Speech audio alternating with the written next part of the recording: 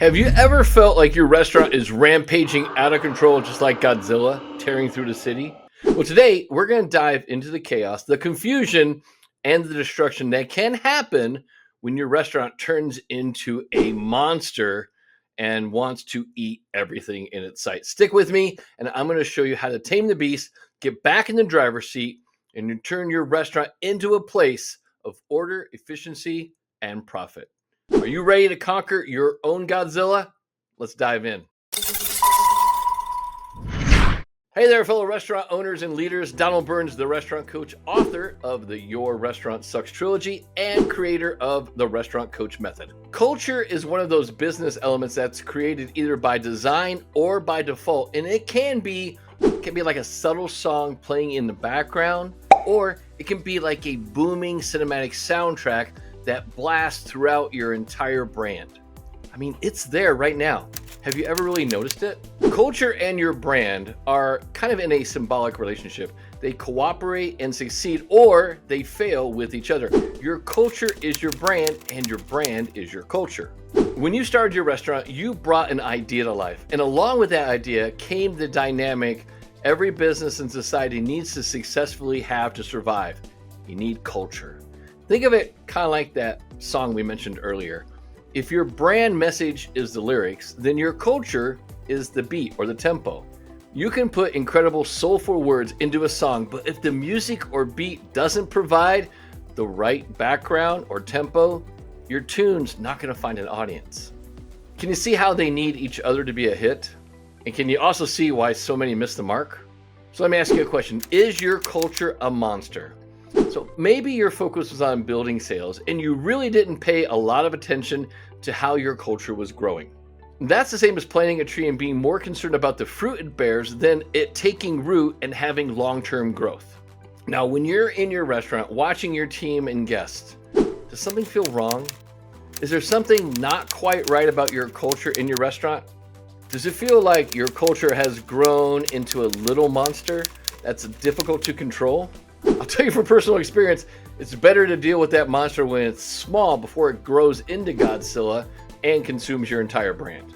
The first thing you need to do is you need to avoid beating yourself up about it too badly. I mean, this happens to even the best brands. When your brand and your culture suffer from a disconnect, you just need to get back to the fundamentals of what creates a winning culture. Fair warning, when you try to change something, anything, even something seemingly small, like even the small shit, change is going to push back on you. And sometimes it pushes back rather harshly, kind of like that famous line from the Dylan Thomas poem, change will rage against the dying of the light. You see, change goes against the human drive for comfort, which is most people's natural set point. I mean, we seek it, we want it, we crave it. But being comfortable is the last thing you want for a restaurant. So you need to rage and rally against it. So let's get back to basics.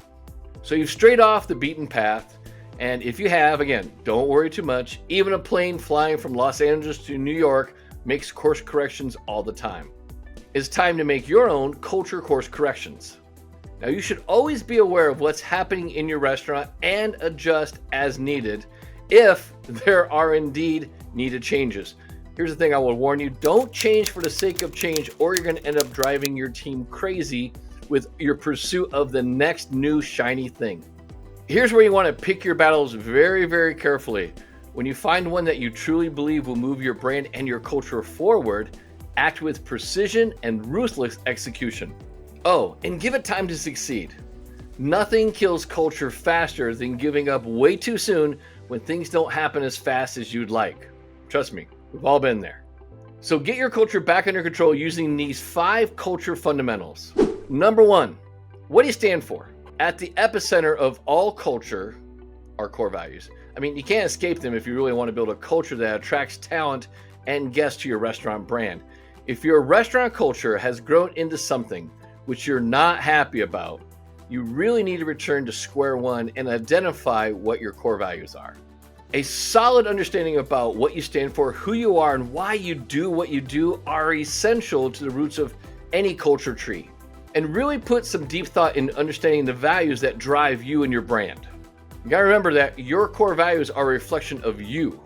Connect with the words and phrases that resonate from deep within. An easy way to start is to simply write down words that spark an emotion inside of you. Happiness, respect, sustainability, innovation, leadership. Do any of those words trigger emotion? The important thing to do is find words that you truly believe in and that are a part of you. Don't go for words that just sound good on the surface or you think are going to make you look good. Core values have to have a true connection to who you are. Number 2, you got to get up and preach. Now, once you have your list of core values and your reasons why, you got to get up on your soapbox and preach those things to your team every single day. You want to become obsessed with talking to your team about your core values and what drives you. You want to approach talking about your core values the same way like Joel Osteen does a sermon, with disciplined conviction. You see, your duty as an owner or leader is to talk every day to your team about what drives you, what inspires you, what makes your heart sing. I mean, that's the stuff that great cultures are made of. And again, this must be done every single day without fail. I mean, you don't build an incredible culture by speaking about your core values, just occasionally or during the new hire orientation. Talking about your core values must become a daily habit. When your team sees what drives you, what you're passionate about, what you believe in, they're either going to get on the bus or they're going to want to get off the bus. Those who stay, they're going to be right beside you for the entire ride. Either way, you're going to win. Number 3, be the example, not the warning. Okay, once you've made a habit of talking about your core values every single day to your team, have I mentioned every single day to your team? Then you need to back up your words with actions. Hypocrisy is a culture killer. Words are merely words. It's through our action exhibited day in and day out that we build credibility. And hashtag write this shit down. Credibility leads to trust. Trust builds culture, and culture builds an outstanding brand. A lot of restaurant owners and managers talk a great game. However, watch them in action and you're going to see there's a big disconnect between what they say and what they do.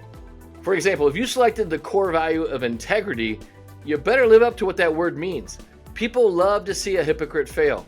That's why your deeds and words must be in total harmony. So what separates a manager from a leader? A leader leads a team through consistent action and takes personal accountability for those actions. A person is assigned a role of a manager. Anyone can be a manager. A leader steps up to actually lead. Remember this, leadership is respected. Leadership is trusted. Leadership is earned. Hashtag write that shit down. Leadership is earned every single day. Number 4, choose words that build culture. So let me ask you a question. Do the words you use on a regular basis have an impact on your culture? More than you probably think. Words are very, very powerful, particularly the right words. For example, do you use the word customer or guest?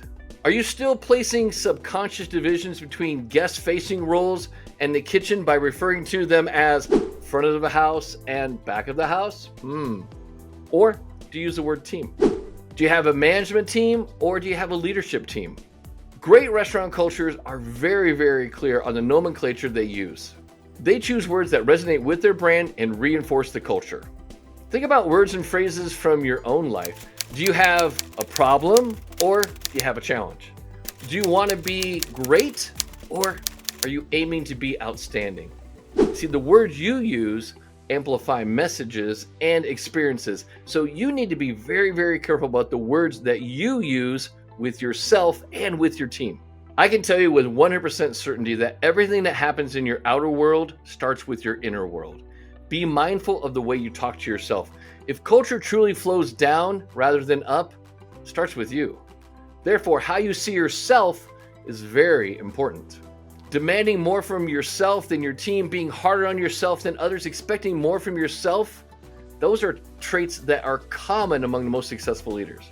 Now, beating yourself up mentally and emotionally to the point where it kind of really impacts your confidence and self-esteem, that's not. Here's what I want you to do. I want you to spend the next week being very, very conscious of the words you say to yourself and to others.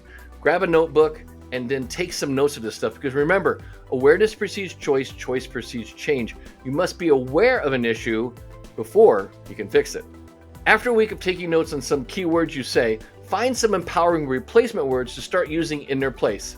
A great one to start with is the word should. Now, you've used this before, and I know you have. You know you should do this. You know you should do that. Whenever you find yourself using the word should, you got to immediately change that word to must. If you change you know you should do into things you must do, you're going to see a radical improvement in the quality of your life, your culture, and your restaurant. And number 5, you need to nurture your culture every single day. Remember, culture is a living thing, and just like any living thing, it needs to be cared for and cultivated. So if your culture grew into a monster and got out of control, it's because you didn't nurture it correctly. And once you start getting your culture back under control and going on the right path, you really want to make sure that you dedicate more energy and effort into feeding it in the proper way. That means spending time with your team, observing, guiding, coaching, and leading by example. This also means that you may have to get rid of some of the bad apples that have really infected your culture with a lot of toxicity and negativity. I mean, remember, your culture is kind of also like a garden.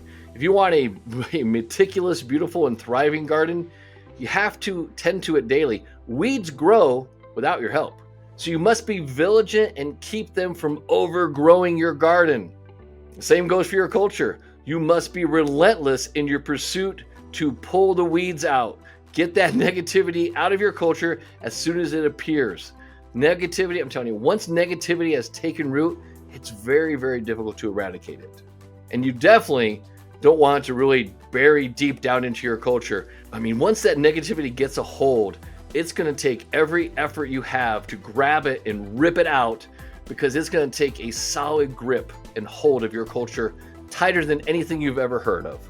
You definitely don't want it to burrow deep into your culture. Get a hold of it while it's small and rip it out before its roots take hold of your culture.